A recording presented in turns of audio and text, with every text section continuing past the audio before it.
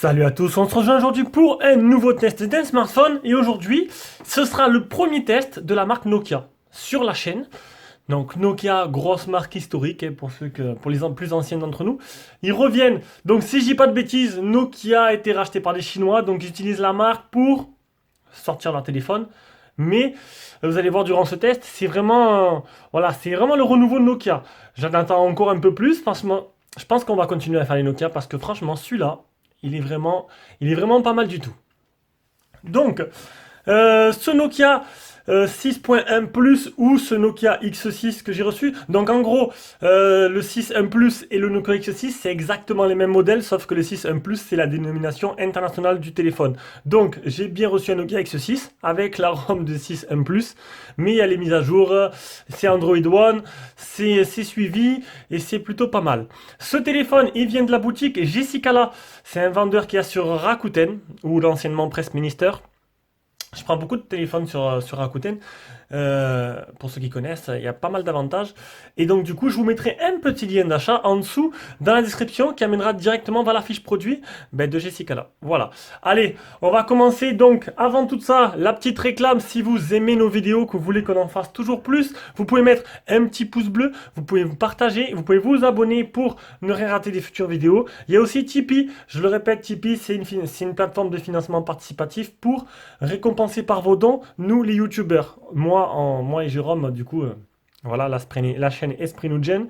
Donc c'est vraiment gentil, ça marche très bien. En contrepartie de vos dons, je vous offre la possibilité d'acheter nos produits à prix réduit. En exemple, ce Nokia X6 1 Plus qui a été vendu directement à un tipeur dès que j'ai mis les photos sur Facebook et dès que j'ai envoyé un mail à tous mes tipeurs, il a été vendu dans la foulée parce que c'est un très bon téléphone et que on vend à peu près 30% moins cher, hein.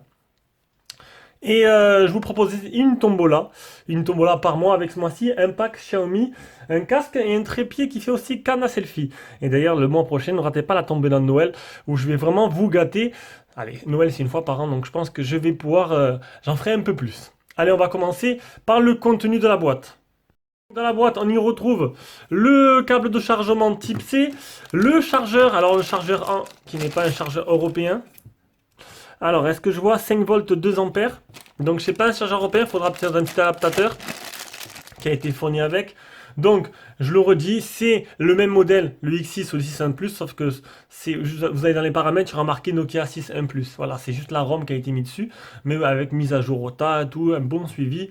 Et voilà, sinon rien de plus. On a une petite coque et le trombone et un petit livre avec de la lecture, mais tout en chinois. On passe directement au téléphone. Donc, niveau design déjà, le design est caractéristique. Donc, je sais pas ce que vous voyez vous, enfin on voit la même chose, mais ce téléphone il est magnifique. Déjà j'ai l'impression d'avoir un P20 dans les mains. Alors le P20 c'est mon téléphone principal et je le trouve déjà un peu plus joli que le P20 parce qu'il est plus léger et plus fin. Ah oui, si vous entendez un peu percer, c'est mon voisin qui s'est décidé à faire une table en palette de beau matin dans son jardin. C'est des choses qui arrivent. Donc le téléphone il est simplement magnifique. Voilà. Alors je vais peut-être changer de fond d'écran, histoire de vous montrer. On va appuyer là. Fond d'écran. Je vais essayer de mettre un fond d'écran un peu plus clair, histoire de vous montrer un peu les bordures et l'encoche. Voilà. Même si le fond d'écran qu'il y avait d'origine, je le remettrai après, parce qu'il est magnifique. Donc, on voit pas mieux, hein. Donc, c'est pas grave. J'ai remis celui-là d'origine. Donc, vous avez l'encoche qui est très fine au-dessus. Voilà, merci le voisin. Une petite encoche avec des bordures pas très grosse. Non, le téléphone, il est bien optimisé, je trouve. Ça va pour ce qui se fait en ce moment. C'est plutôt pas mal pour son rapport prix, avec le logo Nokia qui donne un peu comme Honor en dessous, qui est plutôt des plus bels effets. L'écran, il est somptueux, on y reviendra après. Il est tout fin. Le design, j'adore. Voilà, j'adore totalement. Hop, fait la mise au point. En essayant de ne pas être trop ébloui. Voilà, le design, si ça va être dur de... Attendez, je vais essayer de ne pas vous éblouir un peu trop. Franchement, voilà, je vous laisse explorer ce design vraiment somptueux avec le port jack au-dessus, mais on va faire le tour maintenant. Alors, les dimensions du téléphone, on a 70,98 de large sur 147,2 de haut, sur 8,59 mm d'épaisseur, et j'ai pas l'impression qu'il est vraiment si épais que ça. Bon, bah apparemment, Kimoville le donne aussi pour 8 mm d'épaisseur, mais honnêtement, je le trouve super fin. Alors, je comprends pas trop. Ouais, j'ai rien pour mesurer là, j'ai pas de pied à coulisse, mais j'ai pas l'impression qu'il fait vraiment ses 8 millimètres. Mais bon, franchement, il est superbe. Pour un poids de 151 grammes, et ça aussi, ça joue toute la différence. Dans la main, il est super léger. Il existe en blanc et en bleu, il est fait d'alliage d'aluminium et de verre. Le verre se retrouvera à l'arrière. D'ailleurs, je pense que quand je vais montrer l'arrière, je vais devoir modifier la luminosité. Il a un écran de type IPS à l'avant de 5,8 pouces, donc comme l'UMIA de Light, ainsi que le P20. C'est très rare de trouver maintenant un téléphone à 5,8. Et je trouve que c'est, pour moi, la meilleure taille. Voilà, parce que franchement, dans la poche, c'est le top. Je trouve que 6 pouces max, après ça va trop grand maintenant, 6,4, 6,5, 7. Le Honor 8 Max, là on reçoit, c'est presque 7, plus de 7 pouces, ça va trop loin. Voilà, ça va trop loin, c'est plus des poches qu'il nous faut bientôt, c'est des baggy. Alors une définition de 2280 sur 1080 et la surface totale de l'écran prend 80,62% de la surface totale du téléphone et l'écran est protégé par un Gorilla Glass 3. Ça c'est plutôt pas mal. Alors après, la chose qui fâche, il n'y a pas l'aide de notification. Ça, c'est vraiment dommage. Aucune lettre de notification qui est dessus. Oh, on n'a pas de reconnaissance faciale non plus. C'est un Samsung S5K3P9SX. Ça, c'est barbare. Comme un appareil photo de 16 mégas en ouverture 2.0 et à l'arrière aussi. Donc, on va retourner voir sur Mobile parce que des spécifications des fois se trompent et en fait des spécifications m'annoncent le même appareil photo à l'avant et à l'arrière et là c'est pas noté. Il n'y a pas la provenance. Donc, voilà. Donc, pour moi, il y a le même appareil photo devant, donc 16 mégapixels ouverture 2.0 à Samsung, et le même à l'arrière. On verra ça après. En dessous, on a le port type C, on a le haut-parleur. Sur le côté, on a le tiroir SIM. D'ailleurs, j'ai oublié carrément de sortir le trombone. Alors, on y retrouvera une nano SIM, deux nano SIM ou une nano SIM, une carte SD. On enlève la puce SFR et on se mettra on va la mettre dans le Meigu S9 que j'ai déjà commencé à préparer. Voilà. Alors, après, donc l'autre côté on l'a fait. Ici, on a les boutons volume power et volume plus moins. Alors, on va baisser la luminosité. Hop, voilà, histoire de moins vous éblouir, de voir la beauté du téléphone. Et au-dessus, on a Monsieur Jack. Monsieur Jack qui est là, malgré qu'il y ait une type C, donc c'est plutôt pas mal. Donc honnêtement, voilà, j'adore le design du téléphone. C'est un vrai régal. Ah là, on le voit beaucoup mieux du coup à l'arrière. Vous êtes moins ébloui. Donc à l'arrière, on a une coque en verre. Voilà, il existe en deux couleurs. Donc là, c'est la coque en verre. Le capteur d'empreinte qui est placé juste en dessous du trio. Donc les doubles appareils photo et le flash LED. Alors honnêtement, au début, je mettais le doigt là. J'ai merde, ça déverrouille pas. Donc il faut prendre l'habitude. Il est plus bas que d'habitude. Voilà, j'aurais préféré qu'il soit un peu plus haut, mieux placé. Je trouve que le capteur d'empreinte est un peu trop bas. Maintenant, on s'y fait assez rapidement. Donc à l'arrière, je vous l'ai dit, c'est un appareil photo 12 mégas de chez Samsung, non 16 mégas de chez Samsung, le même que l'avant, associé à un 5 mégapixels en 2.2. Le tout est animé par un Snap 636 avec un Adreno 509 la partie graphique, 4 Go de RAM, 64 Go, il existe que dans ce modèle-là, d'après des spécifications. La batterie est donnée pour 3060 mAh et compatible Quick Charge 3.0. Le Bluetooth c'est du 5.0 et niveau des bandes 4G, on est sur. Il manque la bande des B20 qui est chère à Orange et à SFR et la bande des B28 qui est chère à Free. Voilà, donc en fait, si vous avez Bouygues, vous n'aurez pas trop de problèmes parce qu'ils n'utilisent pas trop la B20. Si vous avez les autres, il faudra voir où vous habitez. Pour vous comparer, je suis chez SFR qui utilise pas mal la B20 et là où je suis, alors je soupçonne le téléphone d'avoir la B20 parce qu'en fait d'habitude, à moins qu'ils ont mis une antenne dans la semaine, à ma salle de sport, quand j'ai pas la B20, je suis en H+, et là j'étais en 4G avec ce téléphone. Donc, ou ils ont mis une antenne dans la semaine, hein, ils ont rajouté une antenne B20 pas loin de ma salle de sport, ou sinon le téléphone fait bien B20, mais non, ça m'étonnerait. Je pense plutôt qu'ils ont rajouté une antenne. Et c'est de la 4G de catégorie 4. De suite à l'écran du smartphone. Alors l'écran c'est un 5,8 pouces. Alors autant vous dire, j'ai adoré. C'est un vrai régal cet écran. On a l'impression que la dalle et le LCD, alors l'écran et la vitre, voilà, le LCD et la vitre sont super proches en fait. Il n'y a pas beaucoup d'espace entre les deux. Du coup, c'est super agréable à utiliser. La réactivité sans faille, rien à dire, c'est bien optimisé. L'écran en lui-même, voilà, il est magnifique. Honnêtement, il est magnifique. C'était vraiment un régal. Donc, et là, l'écran représente 80% de la surface totale du téléphone. C'est du 5,8 pouces protégé par un Gorilla Glass 3. On va pas trop s'attarder sur l'écran. Il n'y a pas. C'est dommage parce qu'il n'y aurait pas. Hop, on va aller voir de suite, mais je vous confirme ça. Il n'y a pas de moyen de. Hop, de modifier en fait le contraste. le contraste de l'écran. Ça, c'est vraiment dommage. Ça, il n'y est pas. Ils n'ont pas mis dessus. Allez, on passe directement à la partie logicielle. Partie logicielle, on est sur du Android One, comme le Mi de Lite, comme le Mi A2, comme beaucoup de téléphones qui sortent désormais. Et ben écoutez, c'est pas trop mon kiff, mais honnêtement, c'est vrai que c'est pas mal. C'est simple, c'est épuré, c'est fluide. Là-dessus, il n'y a pas de problème. Donc, sur le côté gauche, on a ce fameux volet notification. Tout se passe par gesture. Donc, vous montez, vous avez vos applications. C'est voilà, sans transition, c'est fluide. Tout va bien, tout marche bien. Réactivité de la dalle, elle est très bonne. J'ai pas rencontré de problème. Nokia a vraiment fait du bon boulot. Donc, on va directement passer aux captures d'écran. Ça, ce sera pour la fin. On va tester le OTG en même temps. La dernière fois, j'avais oublié sur le dernier test. Donc, le OTG. Voilà, il fait bien OTG. Sinon, ce que je peux vous dire, c'est que c'est dommage, c'est qu'il n'y a pas les petites notifications qui apparaissent en haut à gauche. Elles n'y sont pas. Voilà, il faudra dérouler de voler notifications et puis en plus, il n'y a pas la LED. Ça, c'est vraiment un petit handicap. Après, on continue. On va regarder un peu les captures d'écran. Donc, le test Geekbench batterie, 3887. Les Geekbench normal. Hop, le deuxième Geekbench. Après, on va aller voir les capteurs du téléphone. Le Antutu 115898, ce qui est plutôt pas mal, c'est du milieu de gamme. L'écran, c'est un 10 touches. Le test de chauffe, il a chauffé jusqu'à 37-38 degrés, ce qui est plutôt contenu. Netflix, Amazon, etc., etc. marcheront très bien. On verra juste après s'ils sont en L3 ou en L1. 6011, c'est le PC Mark. Ça, c'est MyCanal. Donc, c'est du L1. Ça, c'est plutôt pas mal. Ça veut dire que vous aurez Netflix, Amazon, alors que c'est un peu, je vous éblouis peut-être un peu. Netflix, Amazon et consorts seront en HD. Et ça, c'est plutôt bien. Le SD Bench, vitesse d'écriture et de lecture de la RAM normalement interne. L'anti-malware qui est propre. Le GPS test 19 fixé sur 34 satellites trouvés, 3 mètres. C'est très bien. On a le double tap pour activer l'écran si vous voulez pas utiliser le capteur d'empreinte qu'on va essayer de suite après. Et aussi, on a un truc, c'est pour... en fait, vous prenez le téléphone, vous le levez, ça apparaît comme une Always in Display, sauf que c'est pas pareil. Donc en gros, ça s'allume, il y a l'heure avec les notifications. C'est plutôt bien fait. Je désactive parce que à chaque fois, vous le prenez, que vous le levez et ça s'allume quoi, tout simplement. La batterie qui est donnée pour 3060 mAh, je l'ai mesurée à 2758. Alors on va dire 2800, c'était la première charge. C'est 200 mAh près, c'est presque ça.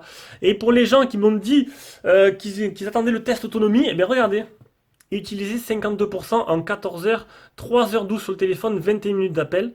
Et le deuxième jour, j'ai utilisé 54% en 14 heures, 3h17 sur le téléphone et 17 minutes d'appel. Donc c'est un téléphone qui peut vous faire 2 jours. Et avec la batterie qu'il a, c'est vraiment un tour de force. Franchement, bravo Nokia, super belle optimisation. Je vais vous montrer maintenant les capteurs du téléphone. On va peut-être remonter un peu. Voilà, bon, on fait ça en direct. Hein.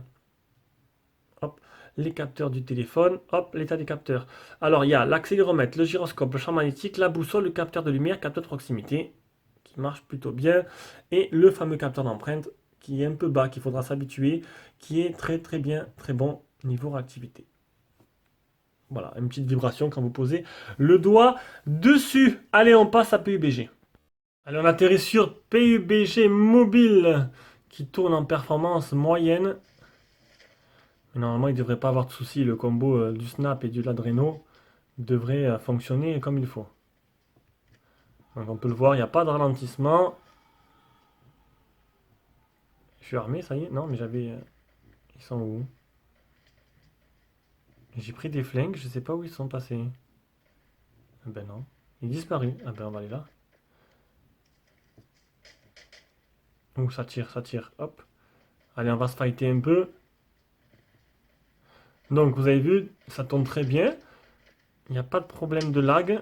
Je me fais tirer dessus là-bas. Il est où?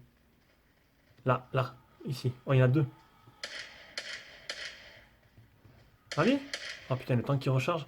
Ah, mais il joue. Allez, hop, j'en ai tué un. Et où le deuxième? Bon, ça ira pour l'instant. Donc le jeu marche très bien. Désormais la partie photo, donc le logiciel photo. Alors tout à gauche, on a le mode carré, mode panorama, bon, mode bokeh en direct, mode manuel, mode photo, mode vidéo, mode ralenti, mode accéléré. On va se mettre en mode photo. Alors ici, on a mouvement désactivé, mouvement activé. Donc, je suis pas un pro. Je vous laisse me dire ce que ça veut dire dans les commentaires. Le filigrane. Non, ça c'est pour les. Non, le filigrane c'était là-haut. Donc ça c'est des petits trucs, voilà, des trucs à rajouter en plus. Il faut détecter un visage, il n'a pas détecté. Après, on va passer dans les paramètres. Hop. Alors, prise en charge du HDR auto, contrôle d'obturation, son amplificateur, grille, filigrane, photon, miroir, balise de géolocalisation, résolution. Donc, on est sur du. Je me suis mis en 16 neuvième en 8 mégas, mais sinon, on est sur du 4 tiers en 16 mégapixels au maximum. Et à l'avant, vu que c'est le même objectif, c'est exactement pareil. On va se mettre maintenant en mode vidéo. On va essayer de quitter ces machins-là. Donc, mode vidéo, on peut faire une vidéo live. On va aller voir la résolution et on peut filmer maximum en 4K, ce qui est plutôt pas mal. Bon, j'ai vu que je fais des vidéos en Full HD, ce sera du Full HD. Allez, je vous mets maintenant toutes les vidéos, les photos de nuit, de jour, dans toutes les conditions que j'ai prises et on mènera juste après.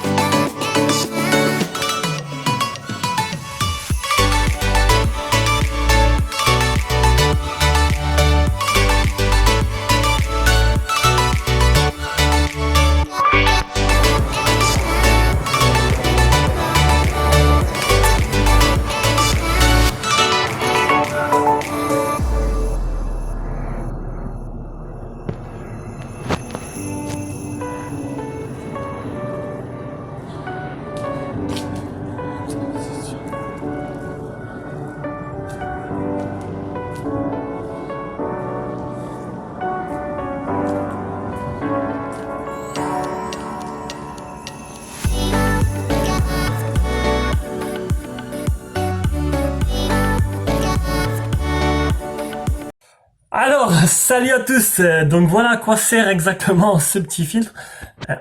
Bon, c'est bien foutu, mais on va essayer quand même de l'enlever. Je peux plus, je peux pas.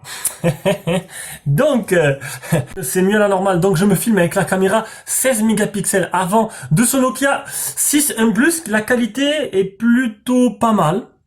C'est plutôt pas mal. Non, c'est bien qu'ils ont mis le même objectif à l'avant et à l'arrière. Du coup, on aura du bon matos. Donc, la partie photo et vidéo, on va commencer par la partie photo, donc de bonnes conditions. Je trouve les photos plutôt jolies. Là-dessus, je pense que vous êtes d'accord avec moi. La photo de nuit, maintenant, dans la salle de bain, avec le flash seulement, l'image, elle est un peu jaunâtre. Donc, du coup, je pense que l'objectif, le déclenchement se déclenche trop tard par rapport à la synchronisation avec le flash. C'est un peu à la fin. Donc, quand c'est trop tôt, c'est tout brûlé, tout blanc. Et quand c'est trop tard, ça fait comme ça, apparemment. Si je dis pas de bêtises. Mais je trouve que c'est un peu jaunâtre. Le flash, il n'est pas ou assez puissant ou mal calibré. La photo de nuit dehors, bon, pas de miracle, hein. Pas de miracle, c'est pas non plus, voilà, toujours les problèmes des photos en baisse luminosité. Sinon, niveau vidéo, je trouve que la vidéo avec la stabilisation est plutôt pas mal. De jour, de nuit, bon, c'est pareil, c'est la même histoire. Voilà. Donc, sinon, en photo, je pense qu'en de bonnes conditions, vous arrivez à faire des clichés assez corrects avec ce téléphone. Mais dès que la luminosité baisse, ce sera plutôt compliqué, ce sera moins joli. On y vient maintenant à la partie son. Donc j'ai la partie son avec le son en communication ben, qui est pas mal. J'ai rien à dire là-dessus. J'ai rien remarqué d'extraordinaire. Le son est bon. On va écouter ce haut-parleur.